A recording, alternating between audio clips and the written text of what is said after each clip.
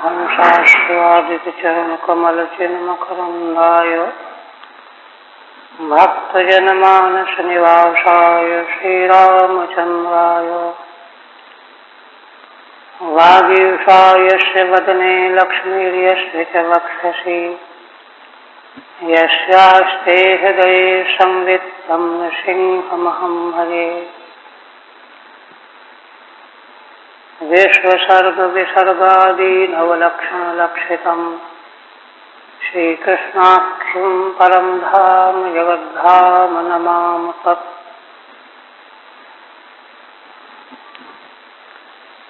श्रीमद्भागवत के चतुर्थ स्कंध का 24वां अध्याय पूर्ण हुआ, जिसके अंतर्गत प्रचेताओं को भगवान श्री रुद्र का उपदेश प्राप्त हुआ और वे उस स्तोत्र का जप करते हुए तपस्या में लग गए।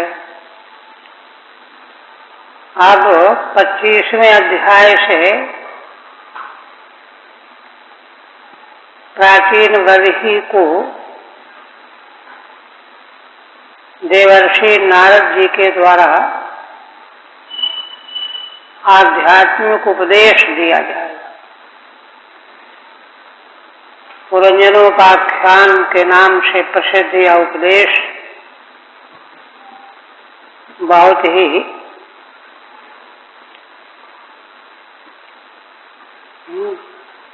हृदयंगम करने योग्य है। श्रीधर स्वामी कहते हैं कि प्रचेतस्सु तपस्यत्सु तत्पित्रे नारदो घृणी प्राचीन बर्हिषेऽध्यात्मं पारोक्षेणाः पंचभिः।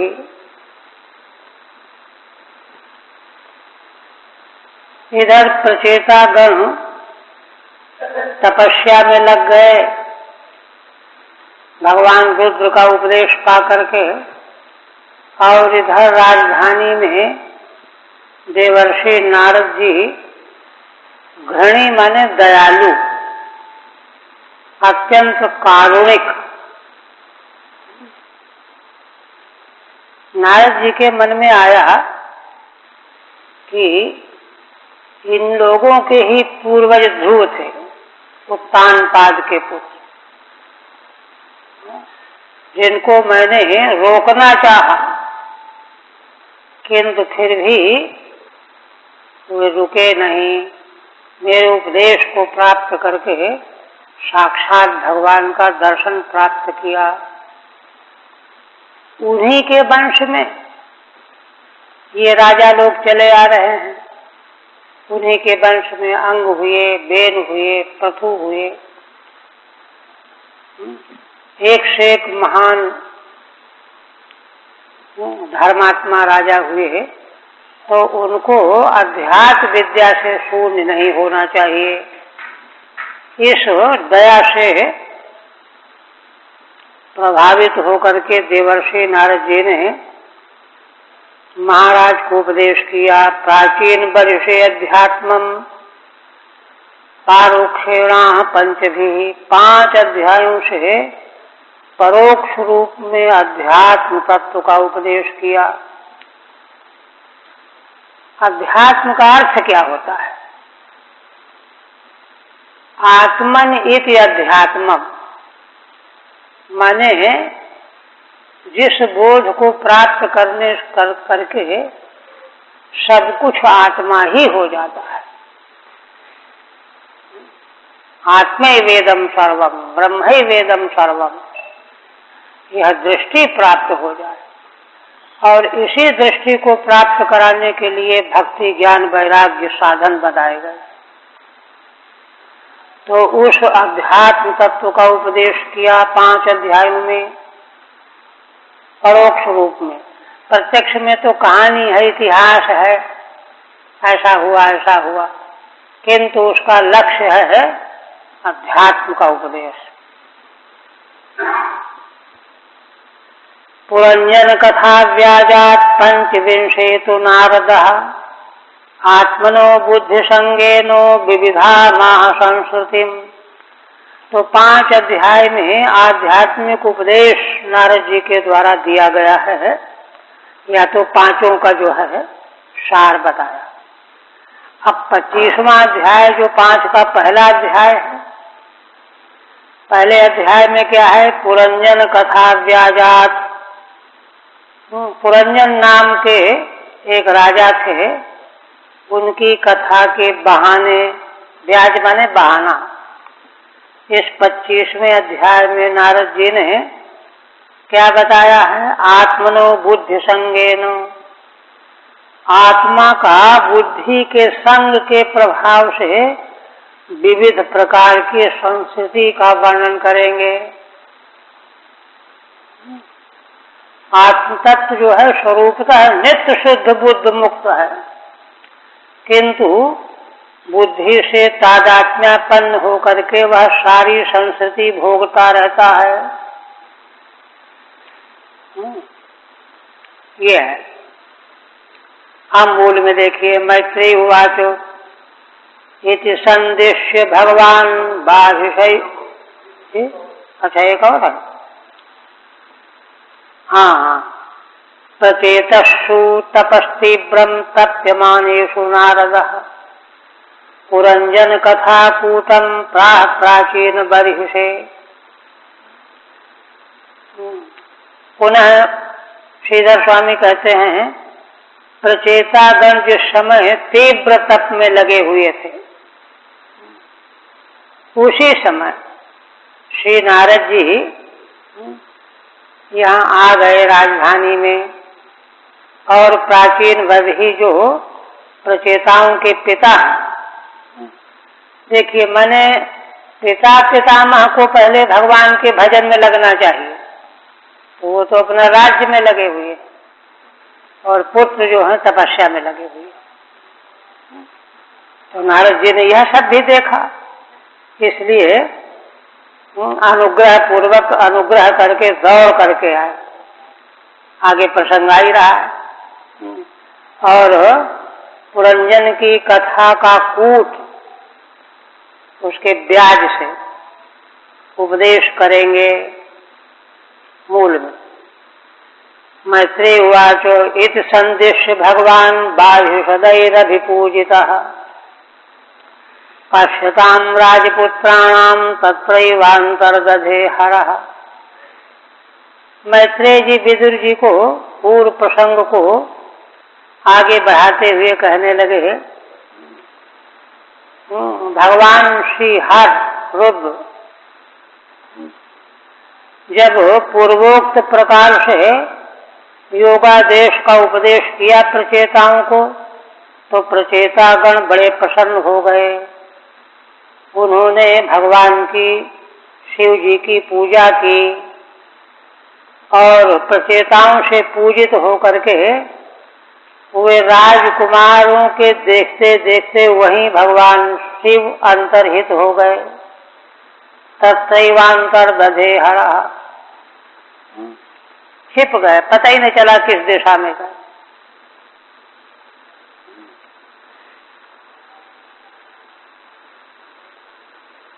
अच्छा, ठीक है, नहीं है इसमें। रुद्र गीतम भगवत स्तोत्रम सर्वे प्रचेतसः, उपदेश दे करके भगवान शिव अंतर्हित हो गए, और प्रचेतागण भगवान के उपदेश का पालन करते हुए तपस्या और जप में लग गए। रुद्र गीतम भगवत स्तोत्रम सर्वे प्रचेतसः, भगवान रुद्र के द्वारा गाया हुआ जो स्तोत्र, भगवत संबंधी स्तोत्र, सभी प्रचेताओं ने जप करते हुए जपंतस्ते तपस्ते पुहु, तप में लग गए। वर्षाणाम अयुतम जले, जल के भीतर खड़े होकर के 10,000 वर्षों तक। और इधर प्राचीन बर्हिषम क्षप्तः कर्म स्वासक्त मानुषम नारदो अध्यात्म तत्वज्ञ कृपालु प्रत्यबोधयन्। श्री मैत्रेय जी कहते हैं कि हे विदुर जी, क्षत्रः संबोधन है। देवर्षि नारद जी आए, उन्होंने देखा कि प्राचीन बदही महाराज कर्म कांड में लगे हुए हैं। श्री नारद जी ने देखा कि ये कर्मों में आसक्त मन वाले हैं। कर्मसु आसक्त मानसम, कर्म में जिनका चित्त आसक्त है। और श्री नारद जी अध्यात्म तत्व के ज्ञाता हैं, इसलिए कृपा पूर्वक उन्होंने उनको संबोधित करते हुए कहा, प्रत्यबोधयन, उनको प्रतिबोधित करते हुए कहने लगे। अच्छा, क्या कहने लगे? श्रेयस्त्वं कथमद्राजन् कर्मणात्मन ईहसे, दुख हानि सुखावाप्ति श्रेयस्तन्नेह चेष्यते।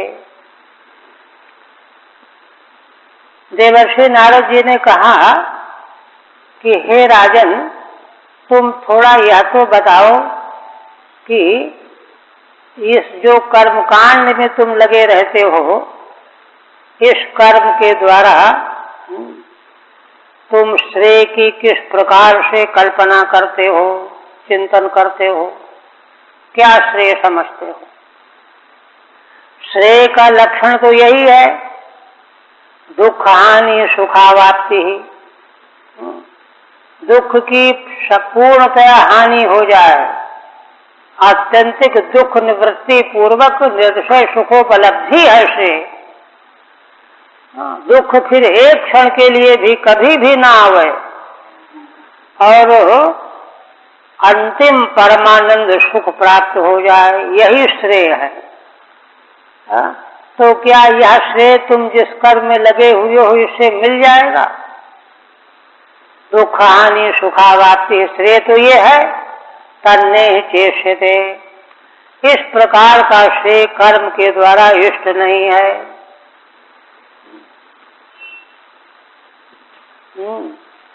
श्रेय फलम ईयसे इच्छसि। अच्छा, उत्तर रहेगा क्या? प्रचेतसाम कथाम असमाप्यैव, ऊपर से प्रचेतसु तपश्चरत्सु, प्रचेतागण तपस्या में लगे हुए थे। नारद प्राचीन बर्हिषम बोधितवान, उसी बीच में नारद जी ने प्राचीन बर्ही को संबोधित किया, जगाया, होश में आने के लिए प्रेरित किया। अतः प्रचेतसाम कथाम असमाप्यैव, इसलिए अभी मैत्रेय जी ने प्रचेताओं की कथा को समाप्त नहीं किया है, बीच में ही छोड़ दिया है। असमाप्यैव तत्पितुर्व्रतमाह, बीच में प्रचेताओं के पिता प्राचीन बदही का व्रत वर्णन करने लगे। और सबसे पहले देवर्षि नारद ने प्रश्न किया कि राजन, जो तुम निरंतर कर्म में लगे रहते हो, इससे क्या तुमको श्रेय मिल जाएगा? श्रेय का लक्षण तो यही है, दुख हानि सुखावाप्ति। वह ऐसा जो श्रेय है कि कर्म तदुभयम नेष्यते, कर्म के द्वारा वह दोनों प्रकार का जो श्रेय है वह प्राप्त नहीं होगा। नेष्यते विचार कई ही, विचार करने वाले, मीमांसक, चिंतन करने वाले, जिन्होंने श्रेय का अनुसंधान किया है शास्त्रों के माध्यम से, वे इसी निश्चय पर पहुंचे हैं कि कर्म के द्वारा श्रेय प्राप्त नहीं होता। कर्म तो तैयारी है, तैयारी है कर्म।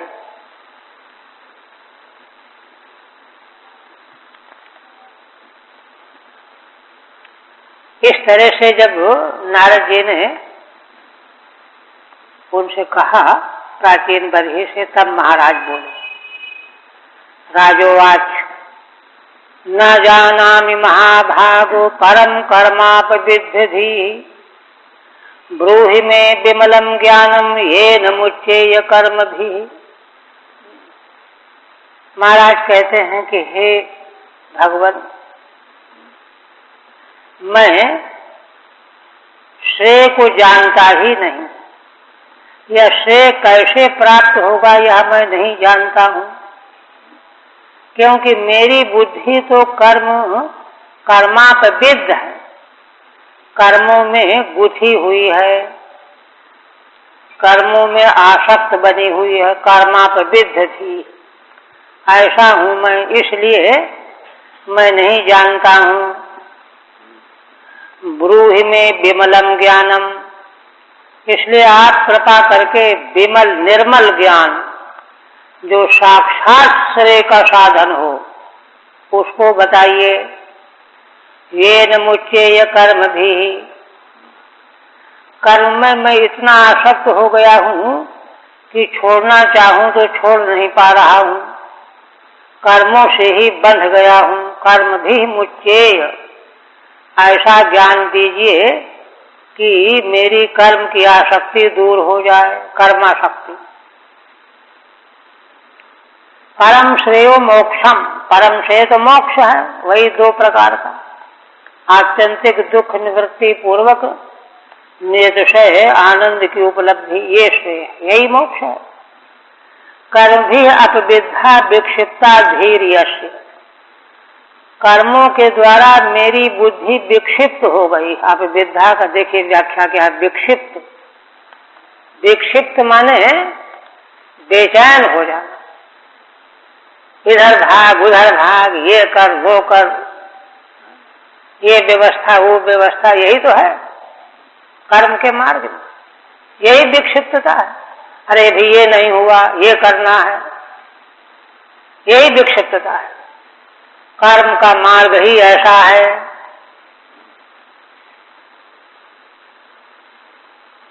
एक तो ये, किंतु देखिए वह कर्म जो है महाराज का वैदिक है, सदाचार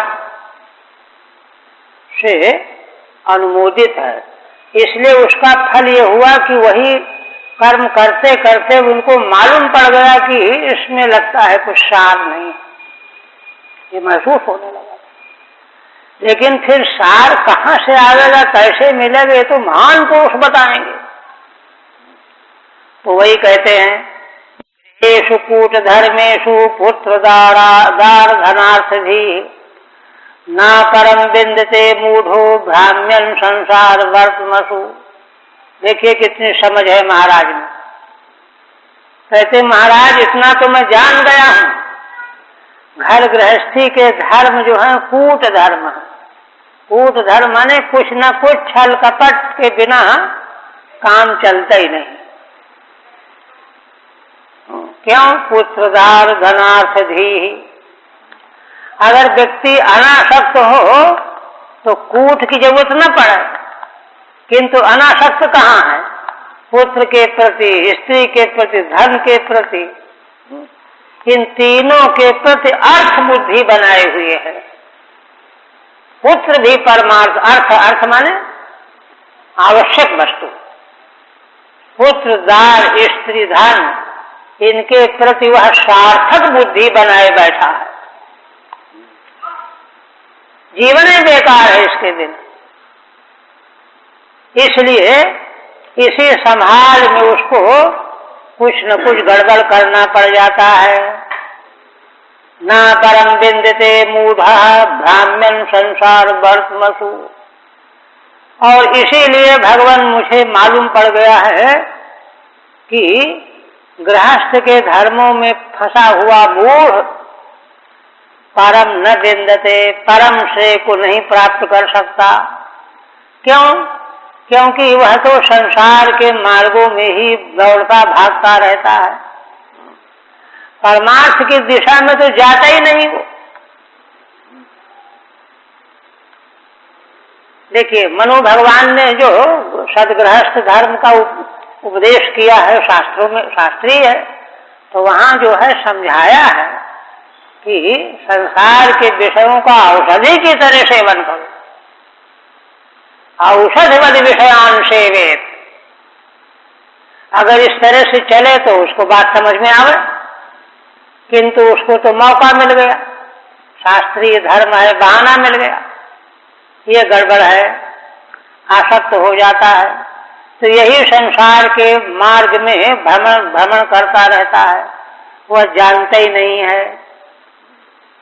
किंच गृहेषु स्थितः, जो लोग घरों में स्थित रहते हैं, पुत्रादिष्टेव पुरुषार्थ धीर्यस्य, पुत्रादिकों में ही जिनकी पुरुषार्थ सिद्धि की बुद्धि बनी हुई है, शास्त्र सम्मत नहीं है, शास्त्र सम्मत और बात है, किंतु बनी हुई है। तब नारद जी कहने लगे,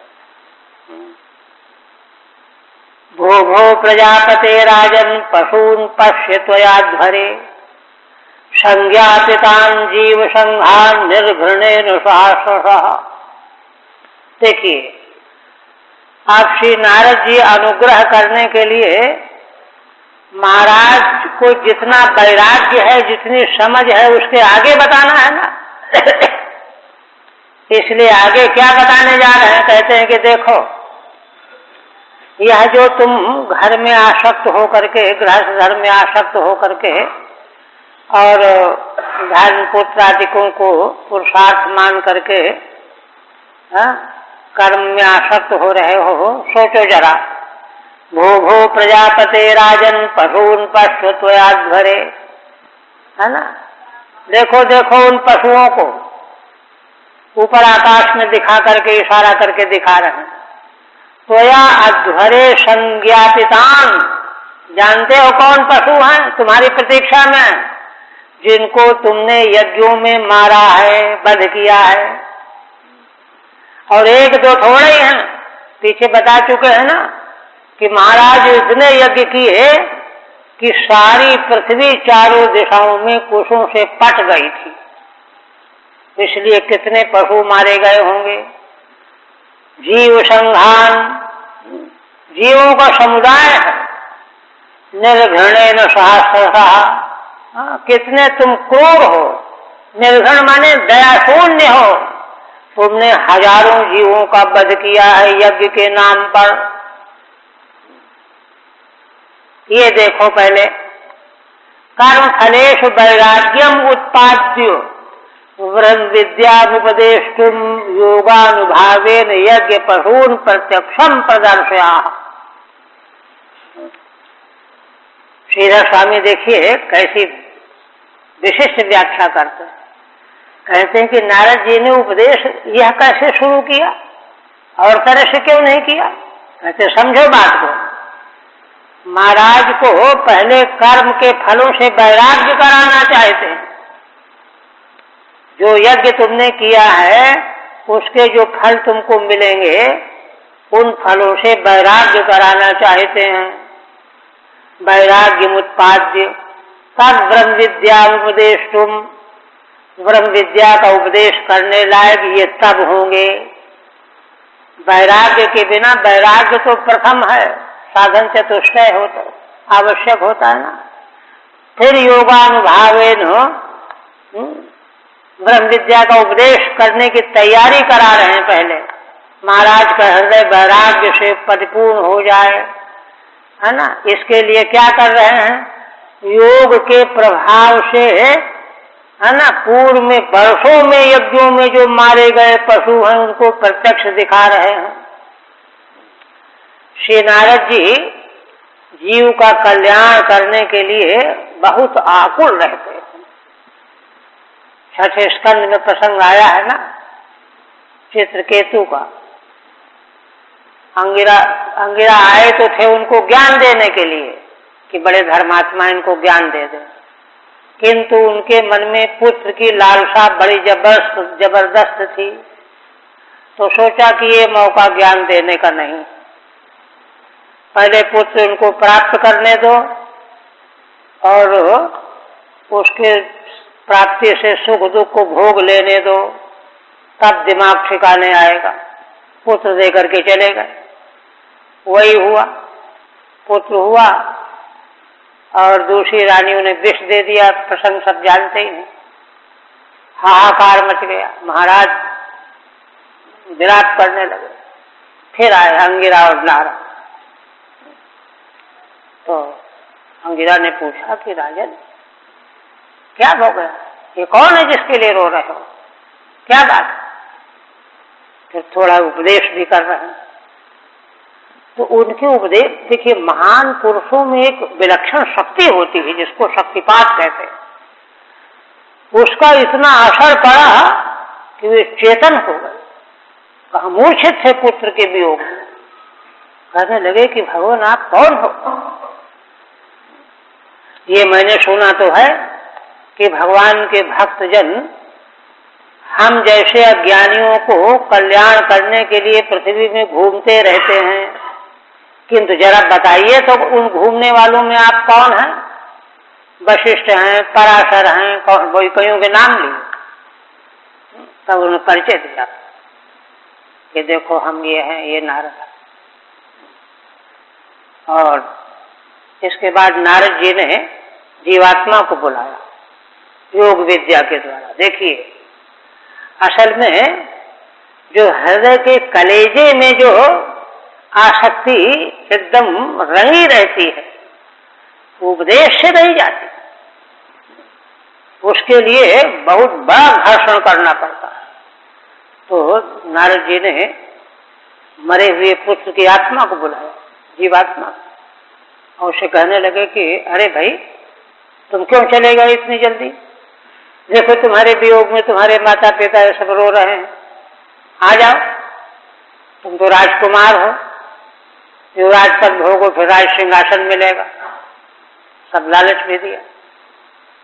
तब वो जीवात्मा कहता है कि आप ये क्या बात कर रहे हैं? कौन किसका माता पिता, कौन किसका पुत्र? इस संसार रूपी नदी में बहते प्रवाह में बहते बहते पता नहीं कितनी बार ये हमारे माता पिता, कितनी बार मैं इनका माता पिता हूं। कोई हिसाब किताब है क्या? और देखिए, दो टूक बात, आप ऋषि हैं, आपका मैं सम्मान करता हूं, लेकिन देह में जब तक जीव रहता तभी तक देह में के प्रति अहंता ममता होती। निकल जाने के बाद अब मेरे लिए कुछ नहीं है, न ये देह कुछ है जो मरा पड़ा था वही, और ये माता पिता कुछ है। और से दो टूक पाओ। तब जो है होश ठिकाने आया। महाराज सुन रहे थे, महाराज ओ ये बात है। फिर अंत में जो है अंगिरा जी ने कहा कि राजन देखा तुमने, समझ लो स्थाली पुलातन न्याय से, जैसे चावल की पतलोई का एक दाना देखने से पता चल जाता है पक गए कि कच्चे हैं, उसी तरह से समग्र संसार को का अनुभव कर लो।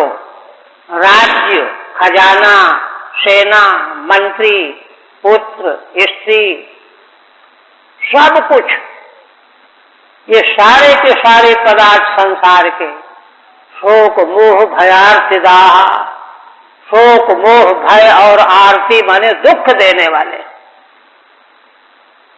ये सूत्र है। अब बात बैठ गई। तो वहां भगवान सुखदेव जी कहते हैं कि जैसे किसी नदी के दलदल में फंसा हुआ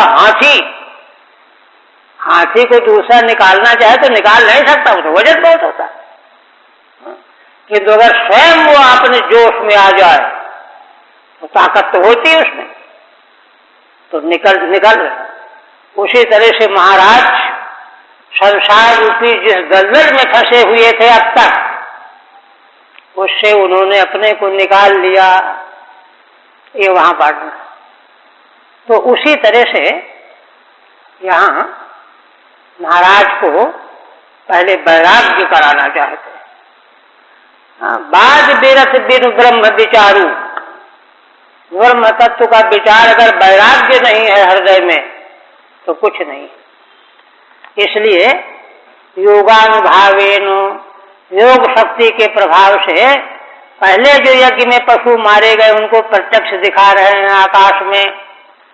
प्रदर्श्याः, कहने लगे कि राजन देखो इनको, इन्हीं को तुमने मारा था ना, भो भो इति संज्ञापितान मारितान। अब तो महाराज कि होश ठिकाने हो गए। कहते हैं कि अच्छा ठीक है, कान पकड़ा, हमने गलती किया, नहीं करना चाहिए। कहते हैं गलती तो कर चुके, उसका फल तो भोगना पड़ेगा। क्या भोगना पड़ेगा? एते त्वाम संप्रतीक्षन्ते स्मरन्तो वैशुषम तव। देखो ये सारे पशु तुम्हारी प्रतीक्षा में खड़े हुए हैं। तव वैशुषम स्मरन्तः, तुमने जो इनकी हानि की है, हत्या की है, वो उससे जो दुख मिला है उसका स्मरण कर रहे हैं। और जब जैसे ही तुम मर करके जाओगे परलोक में, है ना, संपरेतम त्वाम, मर करके जाने पर तुमको अयः कूटैश्छिन्दन्ति उत्थित मन्यवा, ये बड़े क्रोध में भरे हुए हैं। इनके सींग जो हैं लोहे के जैसे हैं, उससे ये तुमको छेदेंगे, काटेंगे, खंड खंड करेंगे। जैसे तुमने इनको मारा है वैसे तुम्हारे शरीर के प्रति इसी प्रकार का व्यवहार करेंगे। ठीक है। एते त्वाम संपरेतम मृतम संप्रतीक्षन्ते, ये सारे पशु तुम कब मर करके वहां जाओगे प्रतीक्षा कर रहे हैं।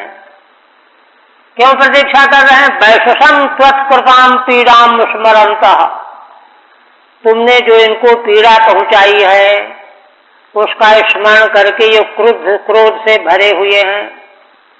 ततश्च अयः कूटैर्लोह यंत्रमयैः शृंगैः, लोहे के यंत्रमय जिनके सींग हैं,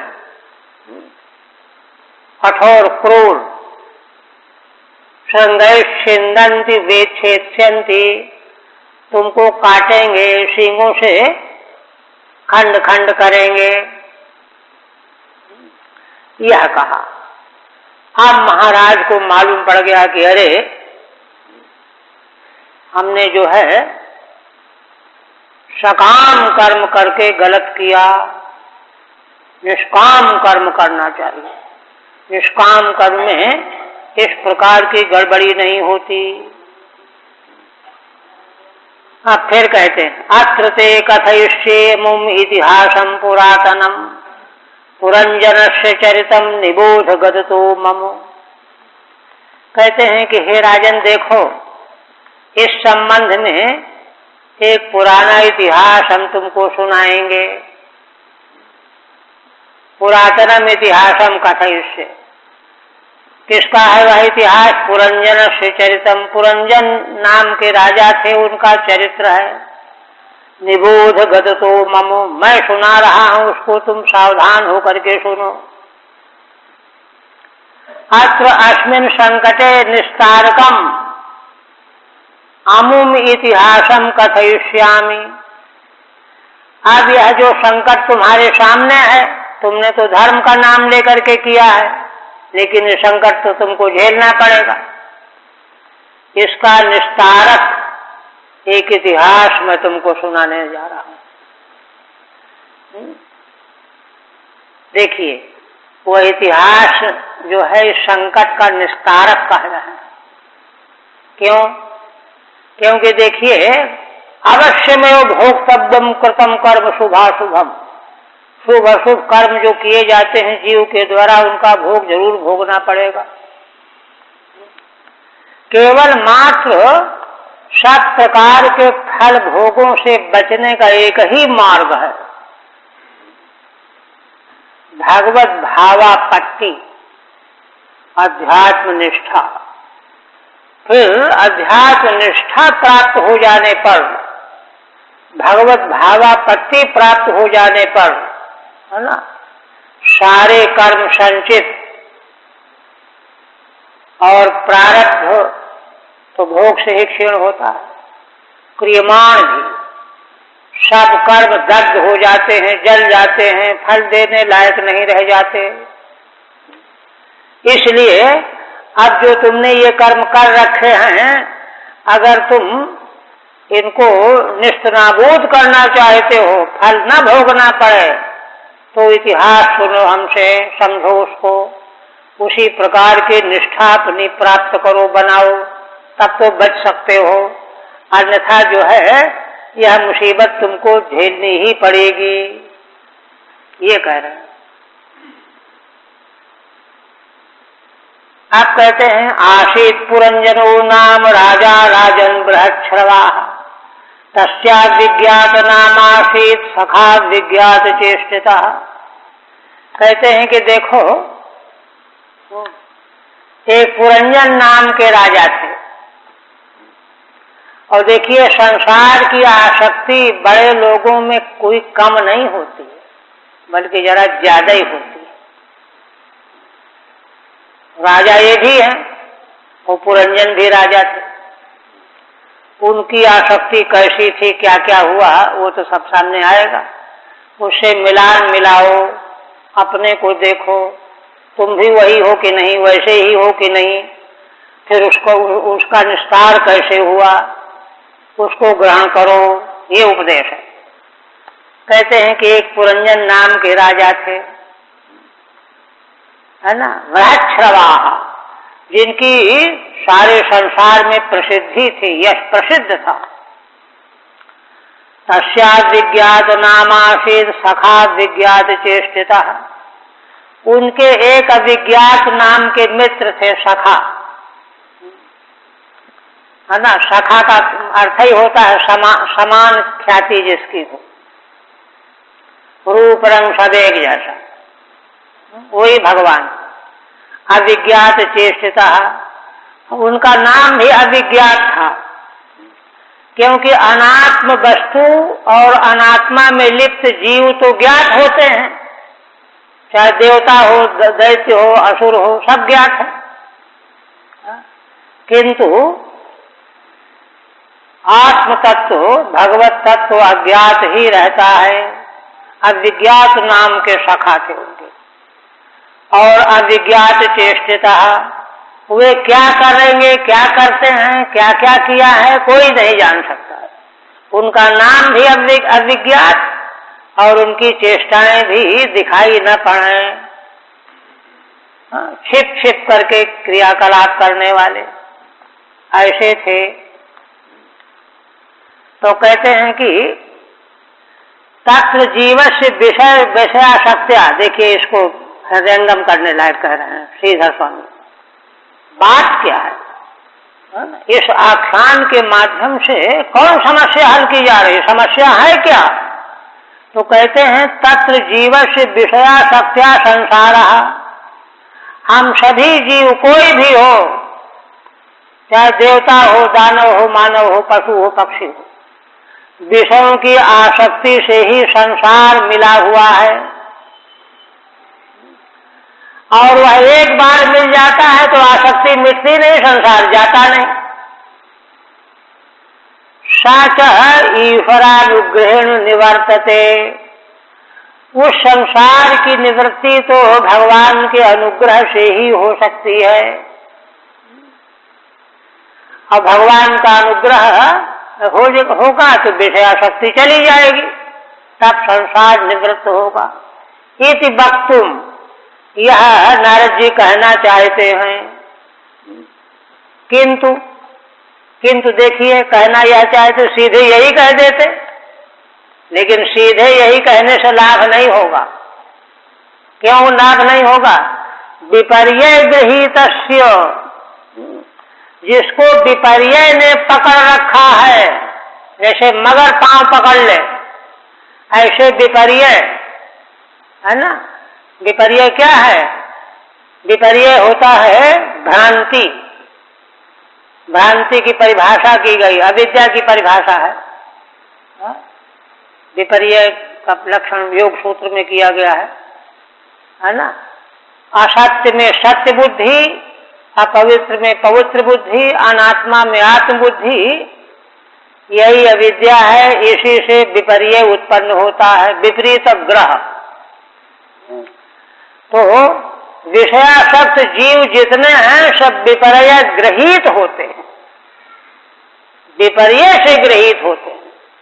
और विपर्य की उत्पत्ति अविद्या से है, तो विपर्य गृहीतस्य, विपर्य से जो गृहित है, मगर ने जिसको पकड़ रखा है, जैसे चित्रकेतु को पुत्र की आसक्ति लगी हुई थी।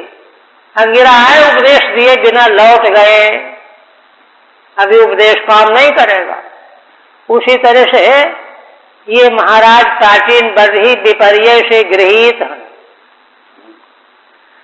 साक्षात बोधयितुम अशक्ते, इसलिए इनको साक्षात बोध करना ठीक नहीं है ना।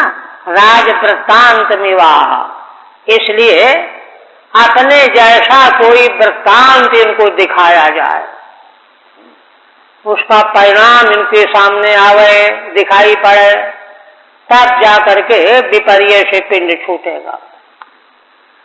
तो राज वृत्तांत विवाह, पुरंजन नाम के राजा का जैसे मानो कोई इतिहास हुआ है, ऐसे कह रहे हैं आशीदिति। पुरंजनादीन स्वयमेव इत पंचमे अध्याय व्याख्यास्यति, कहते हैं कि 5 अध्याय का प्रकरण है यह। तो पंचम अध्याय माने अंतिम अध्याय में पुरंजन किसे कहा गया है, पुरंजनी कौन है, सबकी व्याख्या की जाएगी, है ना। व्याख्यास्यति स्वयं, है ना, श्री नारद जी स्वयं व्याख्या करेंगे अपने से। तथापि सुख ग्रहणाय, किंतु यह जो इतिहास में वर्णन किया जा रहा है, इसका ठीक ठीक ग्रहण तभी होगा जबकि उसका अर्थ कुछ ध्यान में आ जाए। यथोपयोगम किंचित किंचित व्याख्यास्यामः, इसलिए जहाँ जितना उपयोग करना जरूरी है तो थोड़ा थोड़ा हम भी व्याख्या करते चलेंगे। पूरी व्याख्या तो पंचम अध्याय में अपने आप हो जाएगी, है ना। तत्र स्वकर्म भी पूरम शरीरम जनयति पुरंजनो जीवः, ये पुरंजन नाम के राजा जो इतिहास का वर्णन कर रहे हैं कौन है, कहते हैं अपने कर्मों के द्वारा जो अपने लिए शरीर पैदा करता है वही पुरंजन है, जीव। जीव श्रीमद् भागवत के 12वें स्कंध में जहाँ पुराणों का एक और लक्षण किया गया है, तो वहाँ सृष्टि का कारण जीव को कहा गया है। जीव ही सृष्टि का कारण है। तो वहाँ व्याख्या की गई कि क्या मतलब इसका। कहते हैं भाई देखो, संसार के अनंत जीवों ने अनंत कर्म किए धर्म अधर्म मिश्रित, तो उनका फल भोगना ही है। तो फल भोगने के लिए व्यवस्था चाहिए कि नहीं चाहिए, इसलिए उन जीवों के किए गए कर्मों के फल भोग के लिए, है ना, तदनुगुण संसार बनाना पड़ा, बन गया। इस प्रकार से जीव ही संसार का कारण है, ये बात वहां कही गई है। तो उसी न्याय से पुरंजन जीव का नाम हो गया, क्योंकि वह कर्म विशेष के द्वारा अपने लिए शरीर बनाता रहता है। कोई एक शरीर थोड़े, जैसे कर्म करेगा वैसे शरीर मिल जाएगा उसको। इसलिए है ना, पुरंजन तो जैसा जीव तो जैसा तैसा रहता है, शरीर बदलते रहते हैं। इसलिए यह पुरंजन नाम का राजा हुआ, जीव ही है। इसका एक मित्र था जिसका अविज्ञात नाम था, न विज्ञातम नाम यस्य। कहते क्या नाम था उसका, जैसे पुरंजन का नाम वैसे उसका नाम बताओ। कहते भाई उसका नाम कोई नहीं जाना, कोई जान ही नहीं पाया आज तक उसका नाम, अविज्ञात। तो कहते थे उससे लाभ क्या। कहते लाभ तो है, नाम भले न हो। कहते कैसे, न कि विज्ञातम चेष्टितम यस्य, है ना, उसकी चेष्टाओं का कोई ज्ञान नहीं कर सकता। सा अविज्ञात चेष्टिता ईश्वर तस्य सखा, ईश्वर है वही ईश्वर है, वही इस जीव का सखा है, चाहे ईश्वर का सखा यह जीव है। सखा तो दोनों एक दूसरे के होते हैं। यद्वा अविज्ञात चेष्टिता की एक व्याख्या और करते हैं श्रीधर स्वामी, है ना, माने जिसका नाम नहीं, जिसकी चेष्टा को कोई जान नहीं सकता। दूसरी व्याख्या करते हैं यद्वा विज्ञातम चेष्टितम जीव प्रेरणादि लक्षणम यस्य। कहते हैं कि जीव की प्रेरणा आदि लक्षण वाली चेष्टा जिसकी अविज्ञात है, माने जीव को तो भगवान ही प्रेरित करते हैं, लेकिन भगवान की प्रेरणा को कोई देख नहीं पाता। जीव पारतंत्र से अनुभव सिद्धत्वात्, क्योंकि जीव परतंत्र है।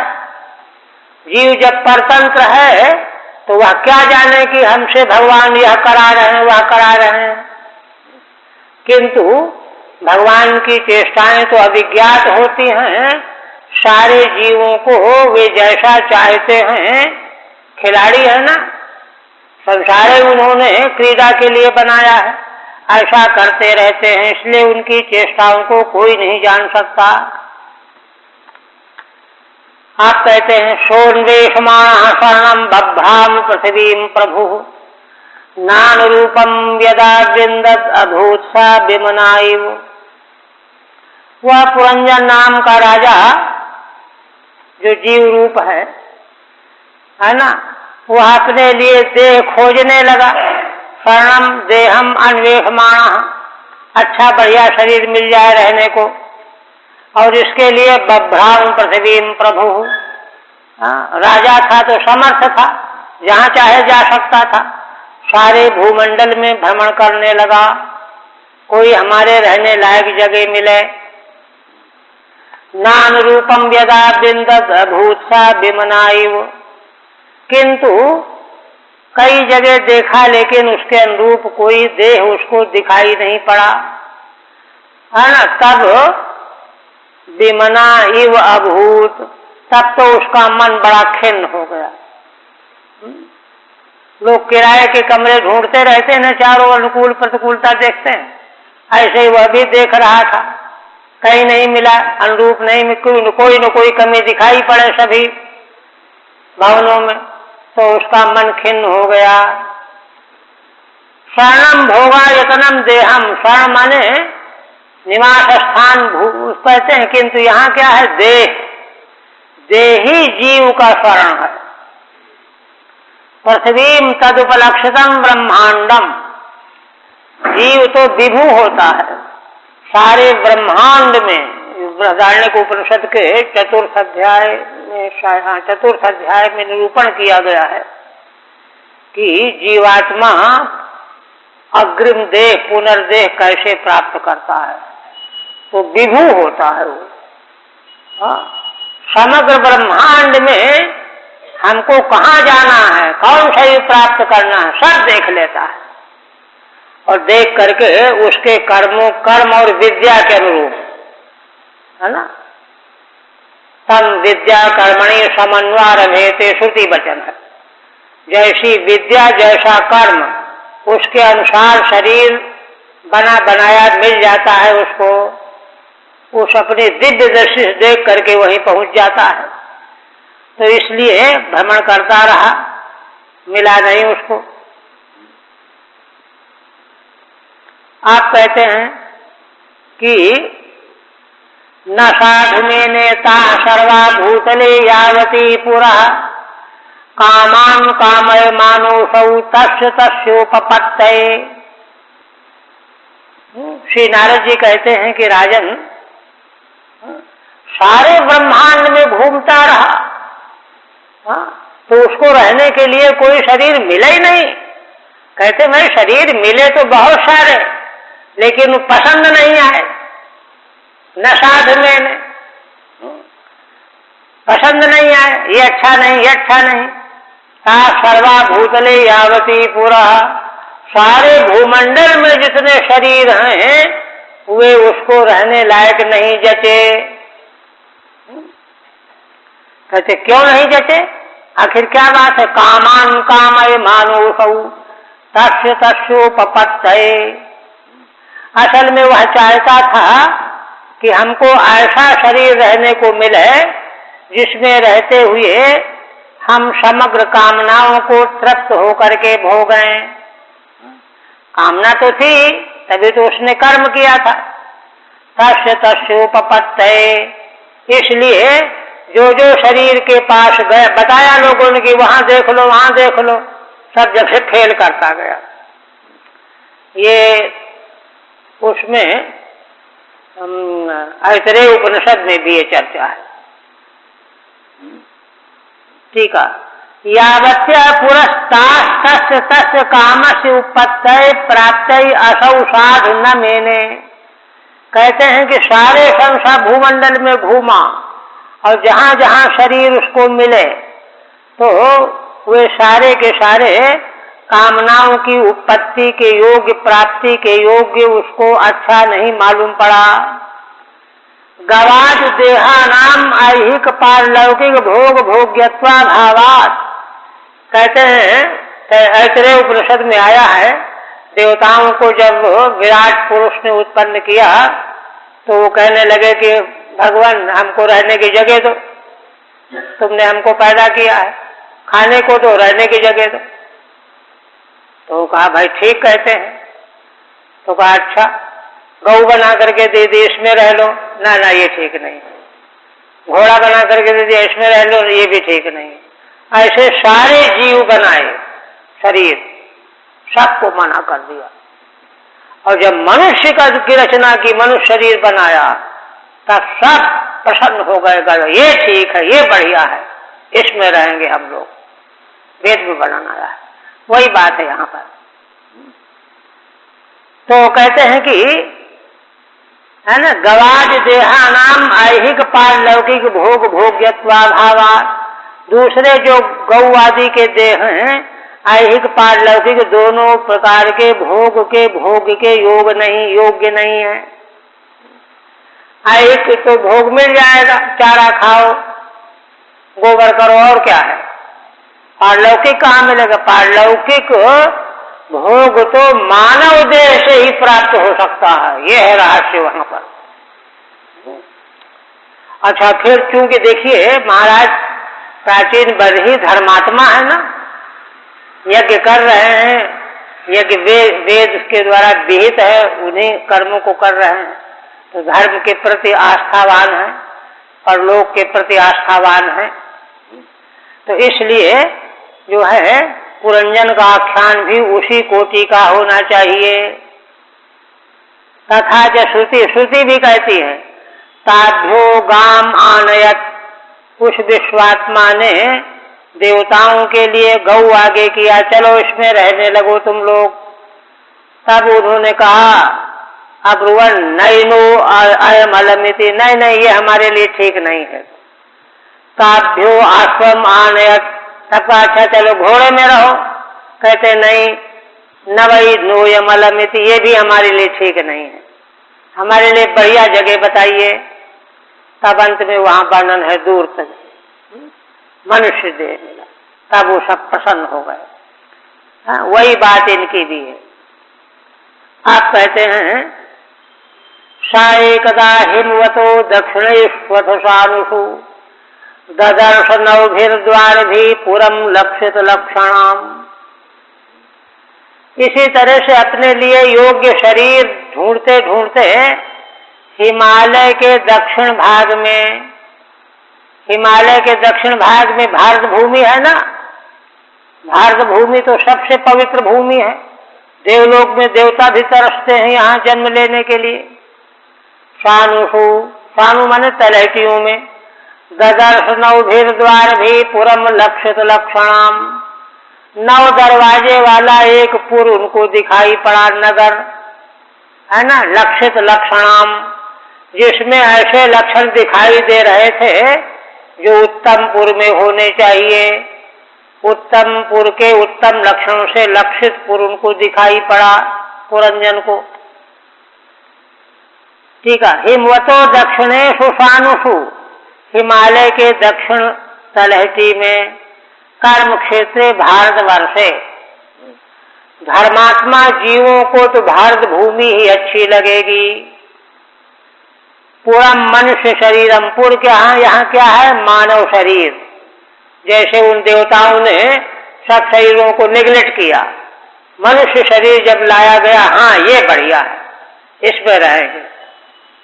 उसी तरह से पुरंजन ने भी मनुष्य शरीर को देख करके पसंद किया। लक्षितानि दृष्टानि सर्वाणि लक्षणानि यस्याम, इस मानव देह रूपी पुर में, है ना, अच्छे पुर के जो लक्षण होते हैं सब लक्षण मौजूद हैं। ऐसी पुरी है यह, है ना। अंध पंगुत्वादि दोष रहिता मित्यर्थः।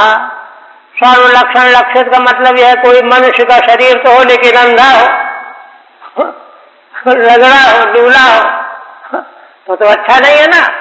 इसलिए बिल्कुल शुद्ध सब लक्षण लक्षित देह हो, ऐसा देह चाहिए।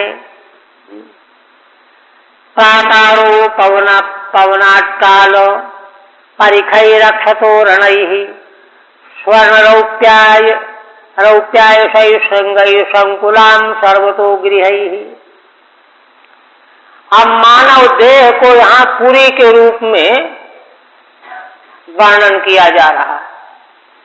तो कहते हैं कि जैसे किसी पुरी में, राजधानी में, नगर में प्राकार, चार दीवारी, उसके आसपास उपवन और भवनों में अट्टालिकाएं, परिखा माने खाई, अक्ष तोरण, गवाक्ष तोरण से सजाए हुए हों, स्वर्ण रौप्यायशै श्रृंगैः, सोने के चांदी के ऐश माने लोहे के शिखर हों, श्रृंगैः संकुलाम सर्वतो गृहैः, माने जिस पुरी में सोने के, चांदी के, लोहे के शिखरों वाले भवन बने हुए हों, ऐसी पुरी पुरंजन को दिखाई पड़ी। ठीक है। ताम अनुवर्णयित त्रिभी, 3 श्लोकों से मानव देह रूपी पुरी का वर्णन कर रहे हैं श्री नारद जी। कैसी पुरी है? अत्र किंचित किंचित सादृश्यम अवलंब्य, है ना, कथा सौंदर्याय प्राकारादीनि वर्ण्यन्ते। तो कहते हैं ये वर्णन तो किसी नगर का ही हो सकता है, मानव शरीर का ये वर्णन कैसे होगा? पुरंजन को तो मानव देह मिला। कहते हैं भाई देखो, किंचित किंचित सादृश्य अवलंब्य, मनुष्य देह की अपेक्षा यह जो वर्णन पुरी का किया जा रहा है, इसमें कुछ सादृश्य को लेकर के वर्णन किया जा रहा है। किस लिए सादृश्य को लेकर के वर्णन? क्यों? कथा सौंदर्याय, कथा की सुंदरता के लिए। कथा सुंदर रूप में वर्णित की जाएगी, है ना। भारतीय वांग्मय की उपदेश की शैली 3 प्रकार की है। एक तो वेदों की शैली, राजाज्ञा की तरह, ये करो ये न करो। दूसरी शैली है पुराण इतिहासों की, श्रेष्ठ संबित शैली है। मित्र जैसे अपने मित्र को खतरनाक स्थान पर जाने से बचा लेता है, नहीं मरी जाए, ऐसी शैली है पुराणों की। काव्यों की शैली ऐसी होती है, कथा, नाटक, कहानी बना चुना करके, सजा करके वर्णन किया जाता है। शब्दालंकार, अर्थालंकार, साहित्यिकों के बहुत सारे लक्षण होते, गुण होते, उनसे वो सजाई जाती है, जिसको सुनते ही मन लग जाता, आकृष्ट हो जाता है। उसके माध्यम से जब कोई बात कही जाती है तो गहरी तक असर करती है। इसलिए कथा सौंदर्याय, कथा के सौंदर्य के लिए प्राकारादीनि वर्ण्यन्ते, प्राकार आदिकों का वर्णन किया जा रहा है। परिखैरिति पुंसमार्षम, कहते परिखा तो स्त्रीलिंग है, परिखा भी चाहिए, कहते आर्ष प्रयोग है, पुल्लिंग आर्ष प्रयोग है। अक्षाण इंद्रियाणि गवाक्षा, मानव देह में जो इंद्रियां हैं वही गवाक्ष हैं पुरी के। त्वगादेह शरीरावयवाः, त्वचा आदि शरीर के अवयव प्राकारादि पुरा वैवत्वेन निरूप्यन्ते, वे ही जो पुरी के अवयव प्राकार, खाई वगैरह के रूप में निरूपित किए जा रहे हैं सादृश्य को लेकर के। स्वर्णादि श्रृंगैः शिखरैर्युक्ता ये गृहा, सोने चांदी लोहे के शिखरों से युक्त जो ग्रह हैं, तै संकुलामिति उनसे संकुल। तो कहते मानव देह में ये शिखर कहाँ से आए? तो आगे कहते हैं आधारादि चक्राणि गृहा, मानव देह में चक्र होते हैं ना, 60 चक्र है ना, सहस्रार चक्र, कई चक्र होते हैं योगी लोग के। तो उन आधारादि चक्राणि गृहा वही घर है, यहाँ शरीर में भी घर है। आधारादि चक्राणि गृहा श्रृंगाणि च, और वे ही शिखर भी हैं। राजसाज स्वभावा विवक्षिता। रही बात यह कि वहाँ सोना चांदी लोहा का क्या सादृश्य है? तो कहते हैं देखो, जो सात्विक अंग है शरीर के भीतर के वे तो सोने के शिखर हैं, जो राजस अंग है आधार चक्र वे चांदी के शिखर हैं, जो तमोगुणी है वे लोहे के शिखर हैं। ऐसा सादृश्य बन गया। फिर योग सूत्र में तो असल में इस मानव देह को ही समग्र ब्रह्मांड का प्रतीक बताया गया है। और केवल प्रतीक बताया नहीं गया, केवल वर्णन कर दिया गया हो ऐसा नहीं, पूरी स्थिति वहां समझाई गई, सिद्ध किया गया है। प्रत्येक देह जो है ब्रह्मांड का अनुकार है, अनुकृति है। इसलिए पूरी के रूप में देह का निरूपण करना कोई आश्चर्य की बात नहीं है। विवक्षिता, अब आगे कहते हैं नील स्फटिक वैदूर्य मुक्ता मरकतारुणैः कृत हर्म स्थलीम दीप्ताम श्रिया भोगवतीमिव। कहते हैं कि नील वर्ण की स्फटिक वैदूर्य मणि, मुक्ता मणि, मरकत, लाल रंग के मरकत मणि, इन्हीं सब के द्वारा स्फटिक वैदूर्य मुक्ता मरकत मणि के द्वारा क्लिप्त हर्म स्थलीम दीप्ताम, इन्हीं सब मणियों के द्वारा उस पुरी का फर्श बनाया गया है, आंगन बनाया गया है। क्लिप्त हर्म स्थलीम दीप्ताम, इसलिए वह चमक रही है, दीप्तिपूर्ण है। श्रिया भोगवती मिव, जैसे नागों की राजधानी भोगवतीपुरी पाताल में बहुत शोभा है, पंचम स्कंध वर्णन आएगा, ठीक उसी प्रकार से यह मानव देह रूपी पुरी भी उद्दीप्त हो रही है। ठीक है। नीलाद भी क्लप्ता हर्म स्थली यस्याम, नील मणि स्फटिक आदिकों के द्वारा हर्म स्थली जिसमें रची गई है, फर्श बनाया गया है। अरुणम माणिक्यम, लाल रंग का माणिक्य, स्थली हृदयम, हर्म स्थली माने हृदय है, हृदय वही फर्श है ना। नाट्यो नीलादि भावेन, नाड़ियां नीलादि भाव को निरूपित करते हैं, निरूप्यन्ते। नाड़ियों के रंग तो योग सूत्र वर्णन किए गए हैं, हरी नीली पीली, वही मणियों के भी रंग हैं। निरूप्यन्ते तत्तद विषय वासना वा, अथवा रक्त नील का अर्थ यह है कि मानव देह में जब जीव आता है तो उसकी इसी प्रकार की वासनाएं होती हैं, नीली पीली है ना, रक्त वर्ण की वासनाएं होती हैं, सात्विक राजस तामस वासनाएं।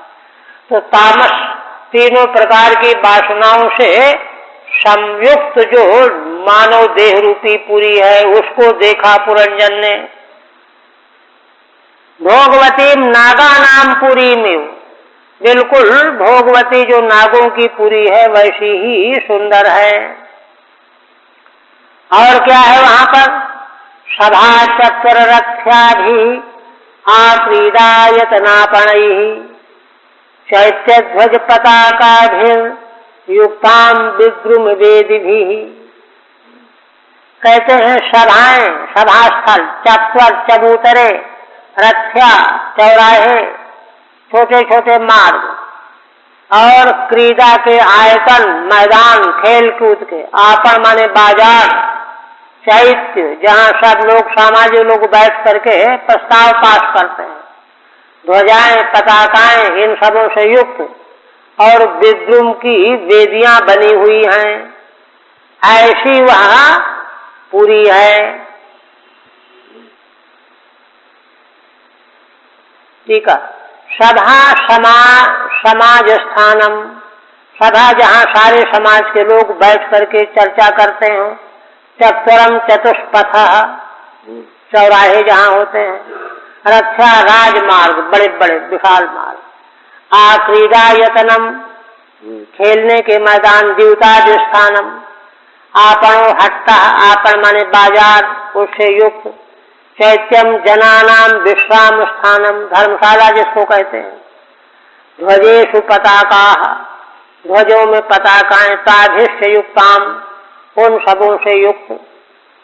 पुर्यास्तु बाह्योपवने दिव्यद्रुम लताकुले नदद्यहंगालिकुल कोलाहल जलाशय। पुनः कहते हैं कि पुरी के बाहर उपवन है ना। उस पुरी के बाहर उपवन है, बगीचा।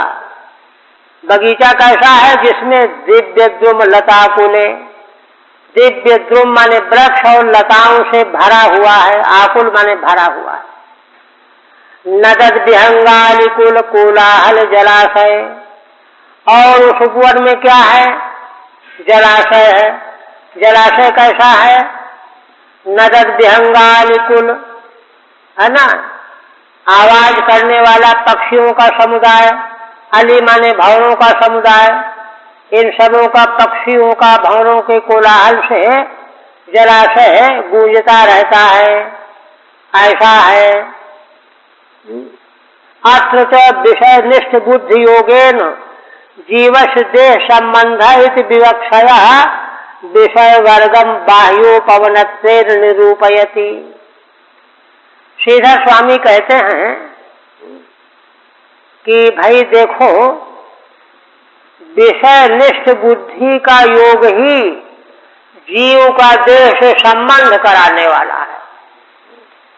विषय निष्ठ बुद्धि, विषयों को समझने वाली बुद्धि, है ना, उसी के योग से जीव जो है देह का संबंध करता है।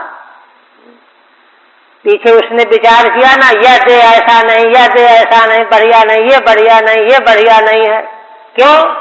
उन देहों के द्वारा विषयों का जितना सुविधापूर्व भोग प्राप्त हो सकता है वह नहीं है। इसलिए भोग्य विषयों को जानने वाली बुद्धि हो, और जानने वाली भी हो, और वह वस्तु ला ला करके उपस्थित करे। जानकारी नहीं हो तो क्या उपस्थित करेगी? इसलिए समझदार बुद्धि, है ना, कैसी हो? विषय निष्ठ बुद्धि हो, तो उसके माध्यम से देह से संबंध जीव चाहता है। वही बात कह रहे हैं, है ना। जीवश देह संबंध इति विवक्षया, इस कहने की इच्छा से विषय वर्गम बाह्योपवनत्वे निरूपयति। विषय वर्ग का बाह्य उपवन के रूप में निरूपण किया जा रहा है। तद विशेषाम श्रक चंदनादीन दिव्यद्रुम लतादि भावेन, और उसमें विशेष वर्णन आगे फिर और करेंगे। श्रक, माला, चंदन, दिव्यद्रुम, वृक्ष, लतादि, शेष कथा अलंकार। बाकी और जो वर्णन है वह कथा को सजाने के लिए है, अलंकार सजाने के लिए। बाह्योपवने प्रमदाम ददर्शेद चतुर्थे नान्वयः। इस 17वें श्लोक से लेकर के 4 श्लोकों में उसी उपवन में एक स्त्री को देखा पुरंजन ने, चौथे श्लोक में अन्वय होगा जाकर के। नदताम विहंगाली कुलानाम कोलाहला, नाद करने वाले पक्षी और भंवरों के कुलों का कोलाहल जहाँ हो रहा है, ये सुते जलाशया यस्मिन, ऐसे जलाशय उस उपवन में मौजूद हैं। और देखिए, हिम निर्झर विप्रोष्मत कुसुमाकर वायुना चलत प्रवाल वितट नलिनी तट संपदी। कहते हैं कि हिम माने बर्फ का निर्झर, झरने, बर्फ की बूंदों को उड़ाने वाले झरने, विप्रोष माने उसकी बूंदें, कुसुमाकर वायुना, और बसंत ऋतु का शीतल मंद सुगंध वायु, वह शीतल है ना, झरनों की बूंदों को लेकर के चारों ओर फैला रहा है। और क्या कर रहा है? चलत प्रवाल वितप, है ना, चलता हुआ वायु, प्रवाल माने पत्ते वृक्षों के, वितप माने शाखा, नलिनी माने जलाशय, जलाशय के तट में जो वृक्षावली है उसके पत्तों को, शाखाओं को, वह बर्फीली हवा के बूंदों को बर्फ की बूंदों को लेकर के हवा बहती हुई पूरे वातावरण को, है ना, जो है बसंत ऋतु के सबसे संपन्न कर देती है, तट संपदी, संपन्न कर देती है।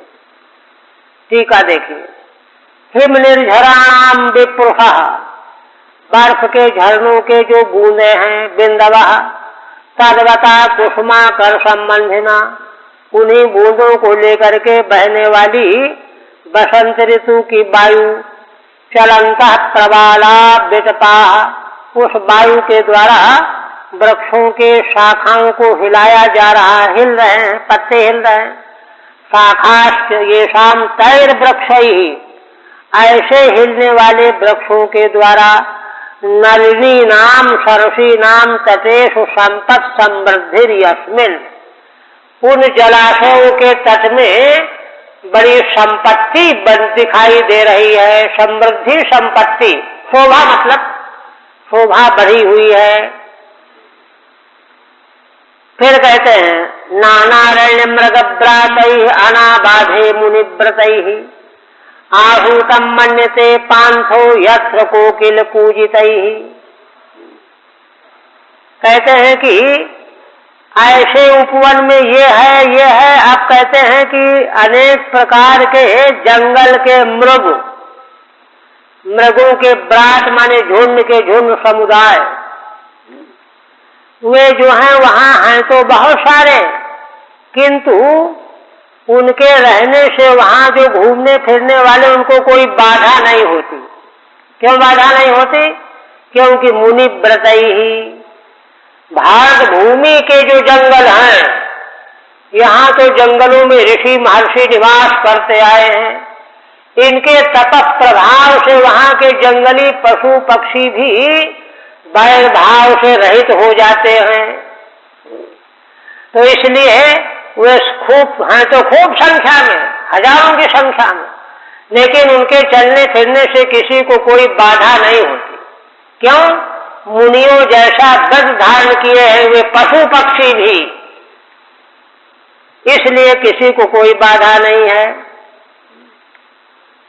आहूतम मन्यते पांथो यत्र कोकिल कूजितैहि, कहते हैं कि उस उपवन में कोकिलों की कूज सुनाई पड़ती है ना, कोकिल कू करती है ना, तो उनकी आवाज को सुन करके राहगीर, पांथ माने रास्ता चलने वाले, कोई जो है कुछ खरीदने जा रहा है, कोई किसी काम से जा रहा है, तो उन लोगों को मालूम पड़ता है कोयल की कूज को सुन करके कि मानो ये बगीचा हमको विश्राम करने के लिए बुला रहा है, आओ थक गए होगे विश्राम कर लो, ऐसा मानते, ऐसा लगता है उनको।